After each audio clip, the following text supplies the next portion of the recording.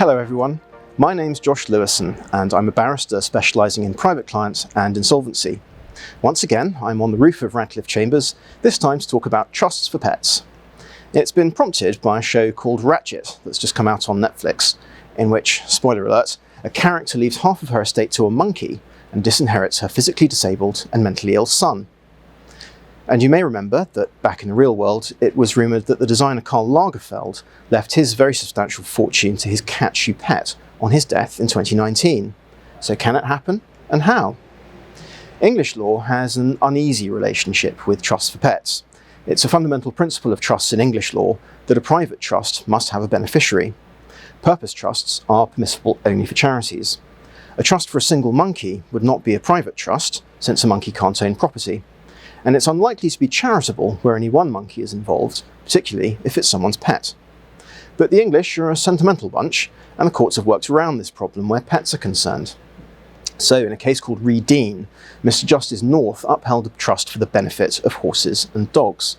He based his reasoning on the idea that earlier cases had upheld trusts for the building or upkeep of a memorial, even though there was no obvious beneficiary, and such a gift wasn't charitable. And if that sort of gift was valid, why not a gift for the upkeep of horses and dogs? Lord Justice Harman put a dampener on trusts of this kind in a case called Reendicott, which was a case about a memorial. By then, some commentators had described these cases as anomalous, a description that Lord Justice Harman adopted, and he held that the scope of such cases should not be extended. The legal basis of these kinds of trusts is doubtful, because what reason is there, other than an emotional one, for departing from the rule that a private trust requires a beneficiary?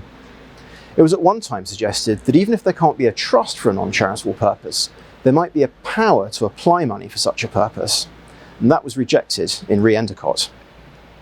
In terms of mechanics, the trusts are only negatively enforceable, in that if the money is not applied, then the people who would be entitled in default can claim it for themselves. That tends only to work with will trusts, where there are residuary or intestacy beneficiaries who will know about their potential interest. So with this difficult and uncertain background, it remains to be seen whether a modern Court of Appeal would uphold a trust for a monkey. But as I've said, the English are sentimental and the law may find a way. California, on the other hand, has already found a way. Our probate code explicitly legislates for trusts for pets and domestic animals. The uncertainty over status is resolved. A trust for the care of an animal is a trust for lawful, non-charitable purposes. Enforcement is also resolved. Either the trust instrument designates someone to enforce the trust, or the court will appoint someone to enforce. Trustees, of course, have a duty to account, which would be rather wasted on a monkey, so that duty is owed to the beneficiaries who would be entitled if the animal were dead, and also to any charity whose principal activity is the care of animals, and which has requested the accounting.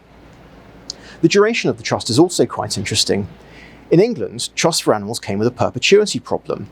Until 1964, the trust had to end within 21 years of the testator's death, because the animal didn't count as a life in being.